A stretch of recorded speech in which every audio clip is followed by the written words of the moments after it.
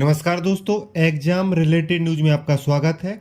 आज हम बात करेंगे भारत का रक्षा उत्पादन फाइनेंशियल ईयर 2025 में रिकॉर्ड स्तर पर पहुंच गया है और एक महत्वपूर्ण समिट हुआ है CII का, उसके बारे में जानेंगे और भारत की रक्षा उत्पादन में क्या उपलब्धि हासिल की है उसके बारे में जानेंगे। आइए चर्चा की शुरुआत करते हैं। वित्त वर्ष 2024-25 में भारत का वार्षिक रक्षा उत्पादन 1.46 लाख करोड़ के रिकॉर्ड स्तर पर पहुंच गया है, जो फाइनेंशियल ईयर 2024 में 1.2 लाख 7 करोड़ से 15% क्या है, अधिक है। रक्षा मंत्री राजनाथ सिंह ने यह जानकारी CII के वार्षिक बिजनेस समिट में दी है, जो दिल्ली में आयोजित किया गया। CII जो है एक महत्वपूर्ण संस्थान है जो बिजनेस से जुड़ा काम करता है, उसके बारे में आगे जानेंगे। CII के वार्षिक बिजनेस समिट में नौसेना प्रमुख एडमिरल दिनेश कुमार त्रिपाठी, वायुसेना प्रमुख AP सिंह, DRDO प्रमुख समीर बी कामत, सेना के उप लेफ्टिनेंट जनरल NS राजा सुब्रमण्यम और CII के अध्यक्ष संजीव पुरी जैसे अधिकारी शामिल हुए। उन्होंने इसमें भाग लिया। अब देखिए इसमें क्या जानकारी निकल के सामने आई कि रक्षा निर्यात जो है वो 24,000 करोड़ को पार कर गया है।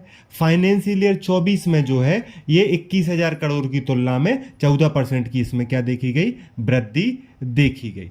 निजी क्षेत्र का योगदान 32,000 करोड़ से अधिक का रहा, जो कुल उत्पादन का 22% है। फाइनेंशियल 24 में यह हिस्सेदारी 20.8% थी। मतलब कि रक्षा निर्यात में भी वृद्धि हुई है, निजी क्षेत्र के योगदान में भी वृद्धि देखने को मिली है। ये हो पाया है मेक इन इंडिया से।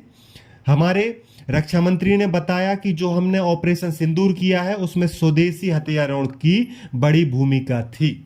पहली बार निजी कंपनियों को उन्नत मध्यम लड़ाकू विमान परियोजना में शामिल करने का बात बताई जा रही है। इस परियोजना में 5 प्रोटोटाइप विकसित किए जाएंगे जो आगे चलकर सीरियल प्रोडक्शन में महत्वपूर्ण भूमिका निभाएंगे। अब हम जान लेते हैं भारतीय उद्योग परिसंघ, कन्फेडरेशन ऑफ इंडियन इंडस्ट्री, जिसे CII कहा जाता है।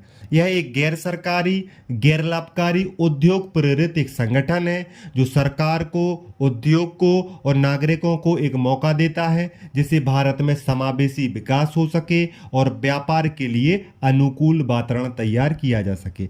ये सरकार का कैसा मॉडल है, ये इसका कार्य करने का मॉडल है। ये सलाह देता है, परामर्श देता है कि ऐसा करना चाहिए। 9,000 से ज़्यादा इसमें सदस्य हैं। निजी कंपनियां हैं, सरकारी कंपनियां हैं, MSMEs हैं और MNSEs मतलब बहुराष्ट्रीय कंपनियां शामिल हैं। 294 देशों में 3.65 लाख से अधिक उद्योगपति इससे जुड़े हैं, उद्यमी इससे जुड़े हैं।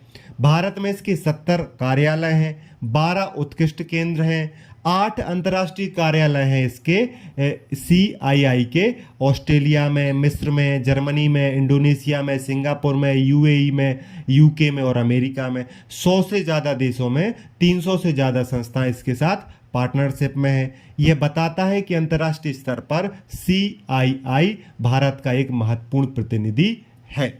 इसका काम करने का उद्देश्य है नीतिगत भागीदारी में मिलजुल कर काम किया जा सके, जो इंडस्ट्री में जो कंपटीशन है उसको बढ़ाया जा सके, बेहतर एफिशिएंसी की जा सके, जो इंटरनेशनल कनेक्टिविटी है वो भारत की बढ़ाई जा सके रणनीतिक रूप से, नेटवर्किंग के रूप से, और कौशल विकास, तकनीकी नवाचार, CSR, स्थायित्व कार्यक्रम को मजबूत किया जा सके। साथ में सहमति के लिए एक मंच दिया जा सके जिससे नीतियों का, व्यापार का विचार विमर्श किया जा सके। तो आपको जानकारी कैसी लगी कमेंट करके जरूर बताएं। धन्यवाद।